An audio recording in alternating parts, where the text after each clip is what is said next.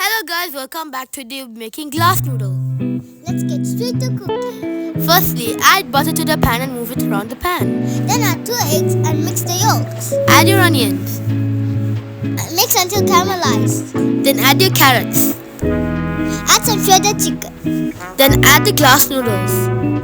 Then add your scrambled eggs. Add mustard leaf. Then add salt. Then add soy sauce. Then plate. Wow, it looks so good!